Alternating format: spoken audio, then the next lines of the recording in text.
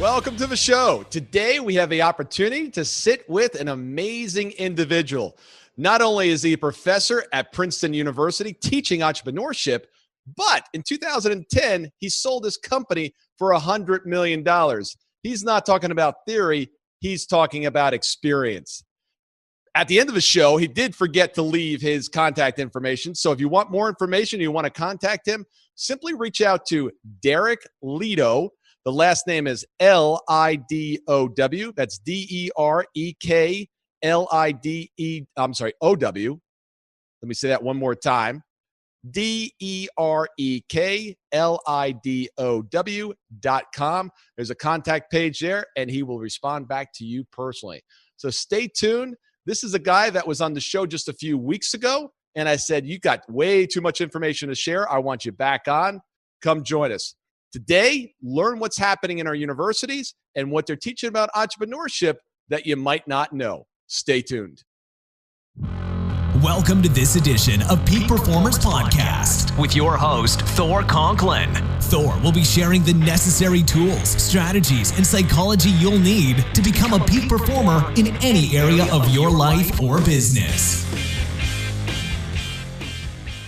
Derek, thank you very much for joining us today. Derek Lidow is joining us. He is an accomplished global CEO. In 2010, he sold his company for $100 million. Well done, sir. Most people can't make it past $1 million. You made it up all the way up to $100 million. He's got degrees from Princeton and Stanford, where he's got a PhD in applied physics. Man, I don't even know what applied physics is, but it sounds like a difficult degree to get. You're a professor over at Princeton now, and you're working in the area of entrepreneurship. I know you've been working with these kids on campus, and it's really a big, big passion of yours. And when we had the chance to interview you a couple months ago, I guess at this point. And by the way, if anyone's watching this video today, simply head back to episodes 514, 516, and 518. Before the show was over, I said, Derek, you got to come back on. I've never done this before to another guest. I said, we've really just scratched the surface here. You have so much value to provide here. We've got to dive into. I want to know what's going on at the campuses around the country, what's happening with our young kids, and what's going on with entrepreneurship. So tell us a little bit about your work and what you see. Well, Thor, thank you so much for having me back. I mean, this is a great pleasure. We had such a great time talking a couple of months ago, and there's a lot to talk about still. Entrepreneurship is booming on college campuses. Literally, it's been explosive here at Princeton. When I got here 7 years ago, there was one other entrepreneurship class. Today, there are 24 entrepreneurship classes. If we counted ourselves as a department, we'd be one of the largest departments in the entire university for how many students take our classes. And clearly, entrepreneurship is associated with rock stardom with many of our students, and therefore, all our classes basically fill up as soon as they open up for registration. What's the draw? What do you think's happening nowadays? Well, I think this is perceived as an avenue that you can create wealth very quickly and become independent. So you don't have to have a boss, and the money comes flowing in. And you don't have to work long hours, and it comes easy, and anybody can. Yeah, because it's just the idea, right, which is this incredible misconception about it being just the idea. Yeah. And it's everything but the idea. Literally, in my book, Building on Bedrock, I profile Sam Walton, the world's greatest all-time entrepreneur, and he started by buying, with borrowed money, a bankrupt little tiny town variety store. And that's what he built into the world's most successful corporation ever. Yeah. After how many years? Well, it took him 17 years of running tiny little small variety stores before he started his first Walmart. Yeah. 17 years. Everybody thinks that it's just an overnight success.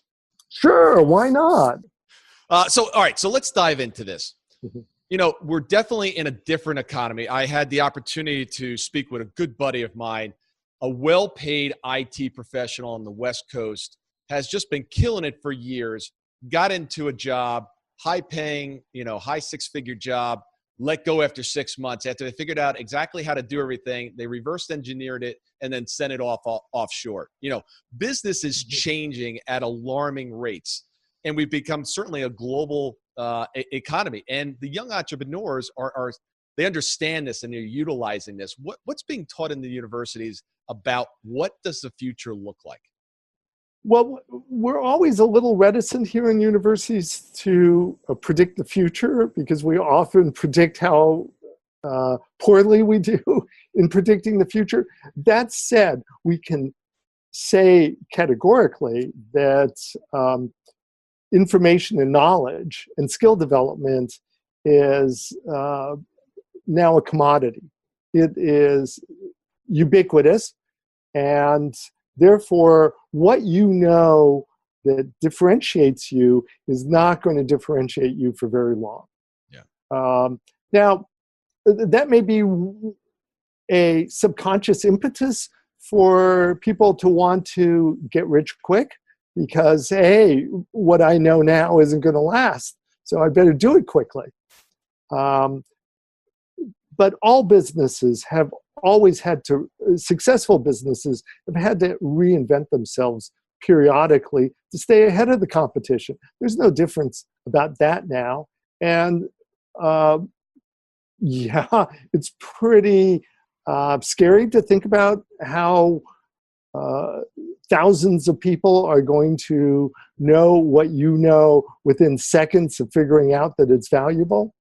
That's pretty daunting and anxiety provoking, but ultimately we have to teach our students how to have the skills to reinvent themselves and to develop new unique skills on a regular basis, not just one time ever. Yeah, I think that is so important. I've got friends that are in their early 50s, and they're like, I don't want to learn how to code. I don't want to understand how to do a lot of this stuff. And I said, look, you can be in that mindset. You are going to get left behind. Yep. You are absolutely. Now, I'm not saying you have to be a jack of all trades and be a master of everything, but you've got to have an understanding of how this works. Otherwise, you are going to find yourself without a career, without a job, and in some cases where they actually business owners without a business because you are going to get your butt kicked, period. Yep. Blockbuster, great example, right? Had a great business. They needed to redefine who they were, but they were so stuck in, this is what we do, this is how we do it, and we didn't move with the market. They're gone. Yep. Well, we see that one of the most common businesses of all time are restaurants. And you see the local restaurant that starts out doing well, hey, everybody needs to try it. And then 3 years later, it's pretty empty. The lines are gone. And 5 years later, it's out of business. Yeah. And that's true for all businesses that are stagnant. Yeah. Yeah, I actually had the opportunity to speak to not a Fortune 500, but a Fortune 1000 restaurant CEO. And I can't mention who it is, but you'll know why in a minute. But they were like, we're just going to try this new thing on the menu. And it was almost a joke. They were like, no one's going to buy this. We're like, we know, but like every couple months we got to come out with something different just so we say we try it. Thing took off. They literally thought it was a joke. They just wanted to stuff the pipeline with something new. They're like, nobody's going to buy this. This is ridiculous. Turned out to be their best seller. Yep. You never know. You got to keep reinventing yourself. Yeah. And there's another really important point with that story is we think we understand our customers, right? And we project onto them what we want. Yeah. And we make judgments about it. It's not until you put something absolutely in front of a customer that you're going to figure out how they're going to react, how they're going to use it, what they're going to like or not like about it. And we do not do enough actually going out there and talking to our customers and our potential customers. Yeah. You're absolutely right. We do project all the time. We don't do enough market research. We don't understand. And when I talk about market research, through the people that you're actually selling to. And here's a mistake that I see happen all the time. I've developed a new app or I've developed a new product and I'm giving it away for free and the market loves it. Who cares? Yeah. If you're not charging the market, they're not voting. They've got to vote with their pocketbook. If they're not taking their hard earned cash, that's not a vote. Exactly. It's easy to give away things for free, and until you have a business model that generates a profit, you do not have a business. Right. Well, let's talk about this because we're profitability consultants. So we're always talking about, look, it's interesting. The name of our company is PEAK, P-E-A-K. K stands for correct knowledge. We've got to have correct knowledge, but then we've got to execute and we need accountability. And then finally, if you got those three things combined, you can then get your profits. But so often I see young entrepreneurs, it's no longer about profits. It's about fundraising. How can I go out and I raise funds? Who cares if we're making profits? We're getting enough, I'm almost ready to hear the term eyeballs again. If that ever comes back, I think, I don't know what I'm going to do. Yeah. I remember back in the 2000s, right? It's like, how's business going? Oh, you know how many eyeballs we got? Well, Thor, we're leading a lot of lambs to slaughter here. Yeah. And many universities are doing it as well, because we're teaching a type of entrepreneurship that I call high-risk entrepreneurship. It's the type of entrepreneurship that we see in Silicon Valley, and you can describe it as shoot for the moon and use other people's money. Okay, so if you're going to use lots of other people's money, profits can be delayed for a long period of time, right? But hey, that only works is if you've got hyper growth and you're creating something big quickly, and so you're counting on these eyeballs turning into profits sometime down the road. Yeah, and that's what makes the news. And that's what makes the news. The facts are that venture capital supports 1,400 new companies a year and has constantly 1,400 new companies for the last 20 years, right? So we think of entrepreneurship as this booming business, venture capital, Silicon Valley. It's only 1,400 companies a year, and it's been constant for a long time, right? In America, we start 600,000 new companies every year, right? So 1,400 companies is like an incredibly tiny little fraction of that.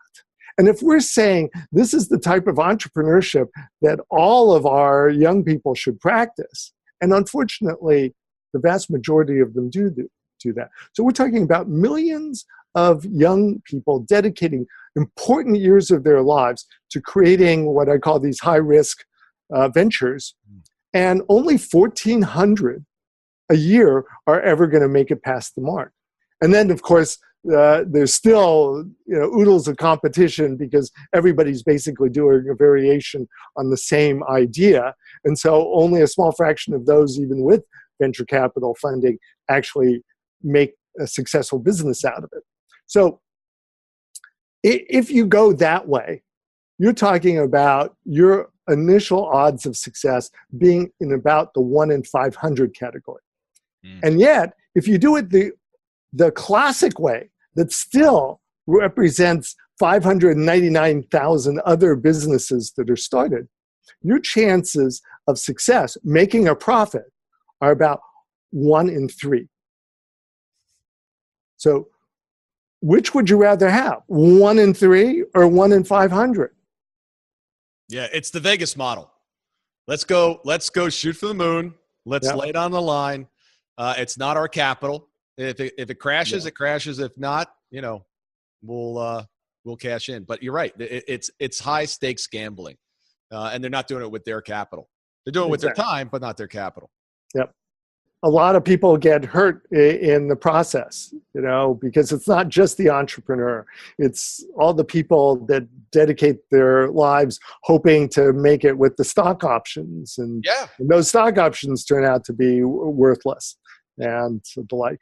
And as running a company, it's not just the employees either. It's their spouses. And then those kids, I mean, it's literally, growing a business is one of the greatest things you can ever do. Waking up one day and really realizing the responsibility and the number of people that you're responsible for weighs heavy on any entrepreneur. I can't tell you how many sleepless nights I've had worrying about how I'm going to make payroll in a week or two. Yeah. And as it grows, right? In the beginning, it's like, oh, how do I make $2,500 payroll at the end of the week? Then it's 25,000. Then it's $250,000. Then it's 2.5 million. It's like, whoa, these numbers just they think it gets easier. It just gets a lot more difficult. I threw close to $980,000 at a company trying to make it work year after work, thrown at. It's like, I got to make sure I've got for myself, my family, their families, all the employees, I got to make this thing work. I had to make it for my vendors. And at the end, it was just, it just kept getting bigger and bigger. It's just finally, it's like, I've got to cut my losses here. It's devastating. Yep. Very. So entrepreneurship is also about leadership and understanding you have a responsibility to those that are dedicating their lives or, part of your team and part of your family. You have a responsibility to make them come out whole in this effort as well. And that's why this Bedrock entrepreneurship, that's what I call the sort of classic entrepreneurship.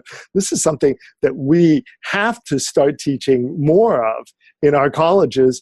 And ultimately, so much, practically all the new jobs that are created in our society come from entrepreneurs. Practically all of them. Okay, a significant fraction of all the innovation comes from entrepreneurs. A huge fraction of all the economic growth comes from entrepreneurs. This is so important that we need to be teaching it even in high school. Yeah. And talk about that a little bit, because when I went to high school, we had reading, writing, math. We certainly did not have entrepreneurship. I just happened to figure it out. I was not from entrepreneurs. My dad was, go get a job and, go to the Navy, get a job, get a gold watch, retire, and then you're taking care of the rest of your life. I was like, I think I was adopted. This just doesn't work for me. I've got to choose my own path. And at a young age, I just wanted to do my own thing. But I had no training. All I had to do is just model people that were successful in it. So what are they teaching entrepreneurship? What does the curriculum look like in college now? The curriculum is mostly, let's help you think up an idea and work up a business plan, or nowadays a business model canvas that describes your idea, and then we'll teach you how to pitch it. That would be a very typical semester class that you can find in thousands of our universities today. And it holds a lot of sex appeal to the students. So students, hey, help me come up with an idea and help me, figure out the economics of it and learn to pitch it. And that's what I'm going to do. And some universities, I would say many of them, then add peripheral classes in, marketing or in basic accounting to give additional skills to support your entrepreneurial attempt. And, you take 2 or 3 of these classes while you're in college, and the universities, say that you can go out and be an entrepreneur.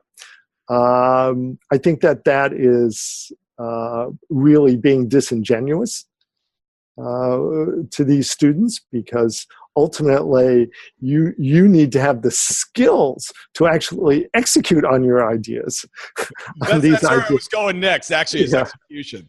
Right. And for example, what virtually no university teaches to their students is operations, execution. There is so much involved with actually delivering your product or service reliably day in and day out, so that it shows up the same each time you deliver it, so that the costs are predictable, so that the quality levels are predictable. Holy Moses, that is an immense amount of skill that's required to do that, and a hell of a lot of experience. Yeah. I mean, the most successful restaurant in the world is all about operations and marketing. It's not about the product. McDonald's. If you eat nothing, they'll kill you. Right, exactly. It's about operations.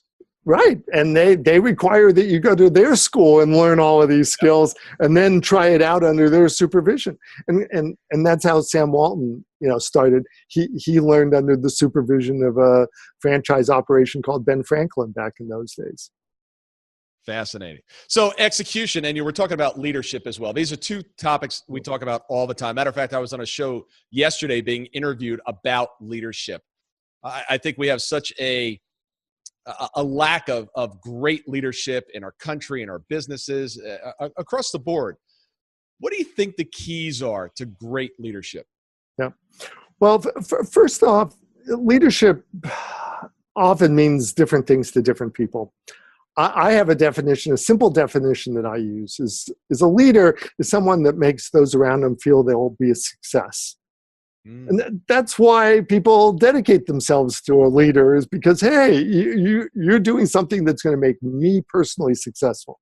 And with that in mind, ultimately, leaders need some basic skills. They need some basic skills in how to communicate. They need some basic skills in putting together a plan to make their vision or their idea come to pass that's credible. Credibility is so important, because credibility is what builds trust.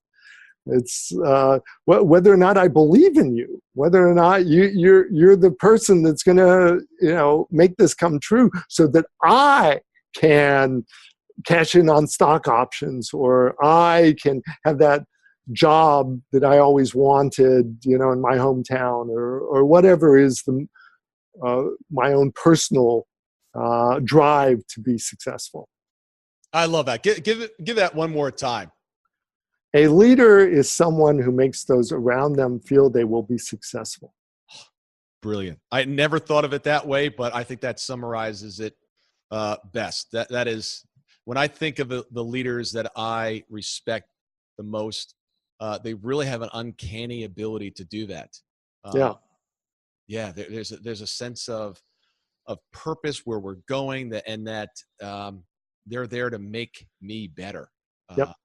And help us show how to get there. So yeah, and it's a definition that you can test for. So it's not some concept. You can ask somebody, do you think this person's going to make you successful or not? Right. And it's interesting, because I worked for someone in New York who was a great leader. Wasn't a great guy. He was not a great guy, but he was a great leader, because you knew that he had a vision of where he was going. He was ruthless in his tactics, which I don't believe in, but he inspired everyone around him to raise their game to a level that was just beyond, quite frankly, many people's capabilities. I remember one day I said, I want to become a senior vice president. He goes, great, you can be a senior vice president anytime you want to. I was like, I don't want to do that today. And he goes, as soon as you start behaving like one, you'll become one. Like, no, I have to become one first, and then you make me one, and then I'll be one, because that's not how life works. Yeah. You need to assume the role. Yeah. Like, what does that mean? Yeah. And you know what? That brings up another point where I think we're off base in how we're teaching entrepreneurship, because ultimately we teach entrepreneurship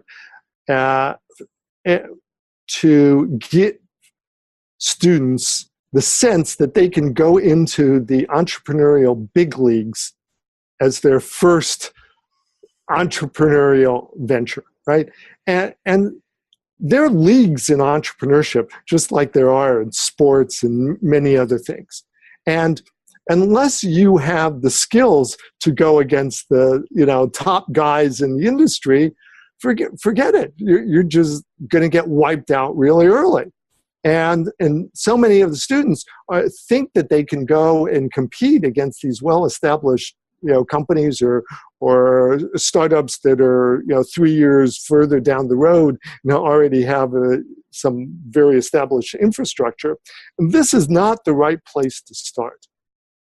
And to go into the big leagues, you need big league leadership. You need a leader that sets the highest expectations, that understands who's skilled and who's just bluffing relative to what they can, produce and deliver.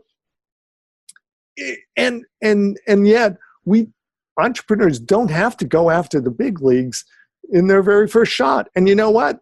Even if their first shot starts out small, once it's successful and profitable, then you can expand, you can buy some competitors and grow that way.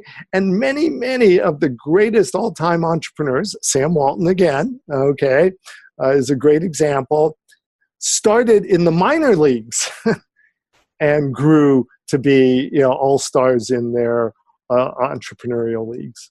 Yeah, and from what I've read about him and his bios is even though he was playing in the small leagues, he treated that opportunity with such vigor. He was so involved in every aspect of the business, visiting the stores, engaged with customers, engaged with the managers at the store.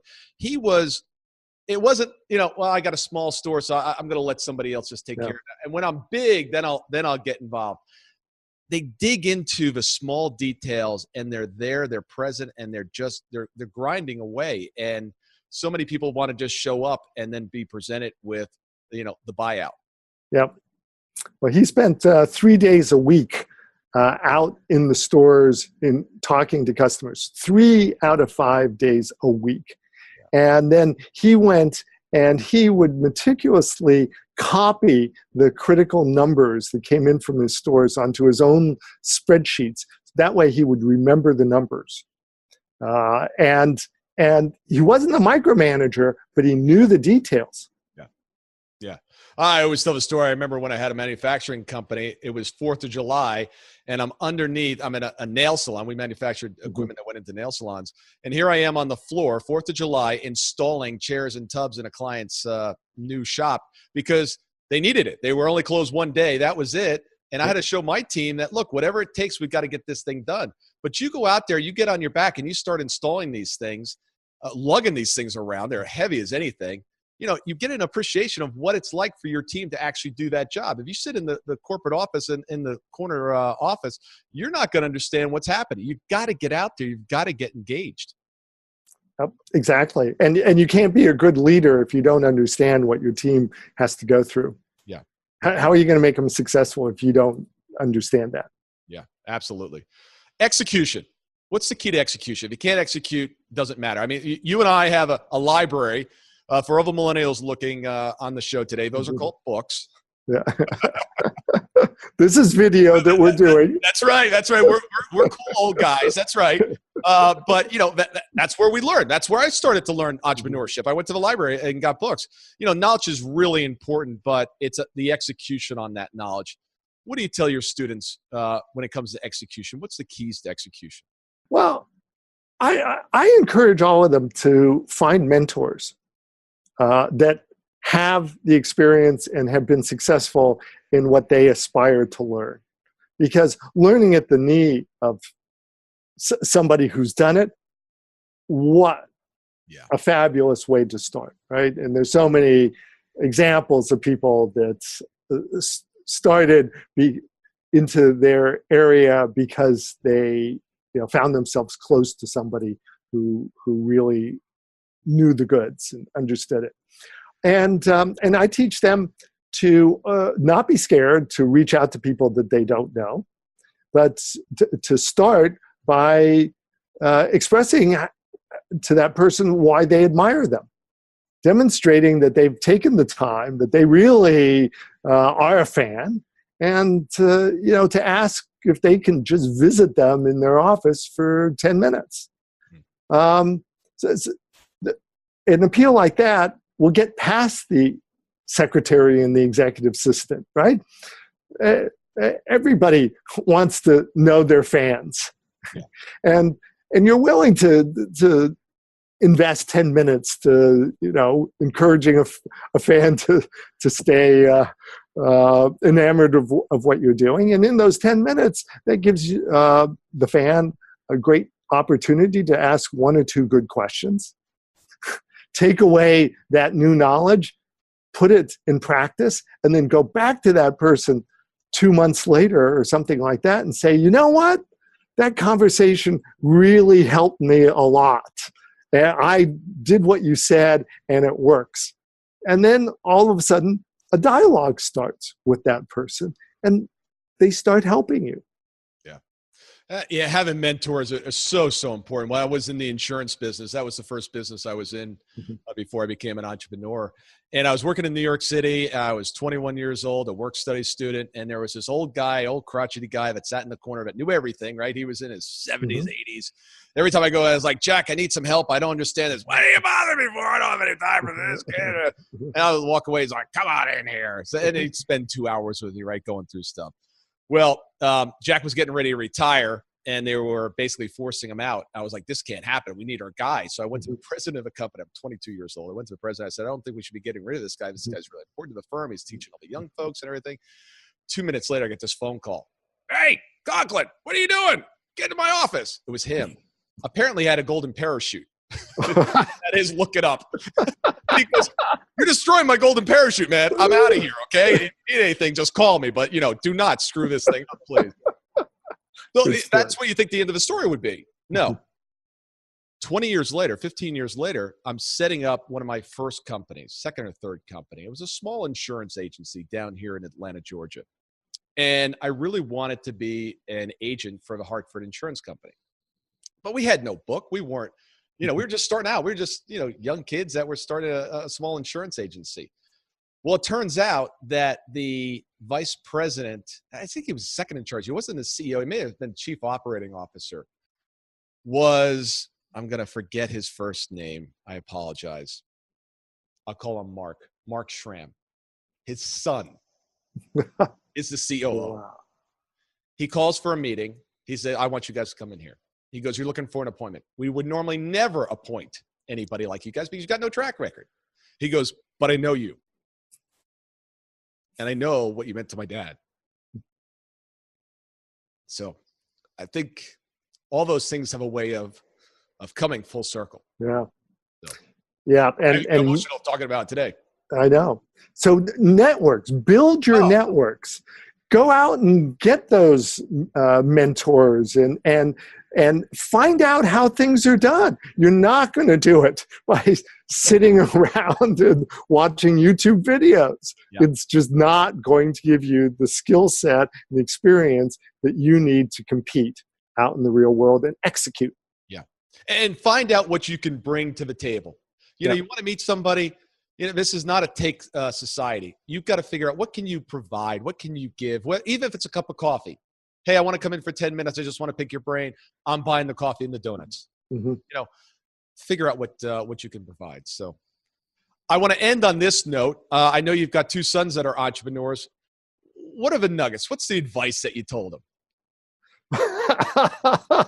Well, the poor guys had to read drafts of my two books as I was writing it. So, so they put in their time. But ultimately, they are very cognizant of their responsibility to those around them to make them successful. So literally, they use those as guiding principles. And they don't go and ask somebody to help unless they feel confident that they can make that person successful for what they want to personally accomplish. And that has made both of them successful in their entrepreneurial endeavors. And I'm very proud of them. No, great advice. Derek, as always, thank you very much for coming on the second My great pleasure. I'm glad that we're able to connect a face with the voice as well, so thank you. And we look forward to having you back on again. I'm sure there's some more books in there, so We'd love to have you. There are. I'm working on them. All right. Good. Okay. Thor, a real pleasure. I appreciate it. Thank you very much. Thank you.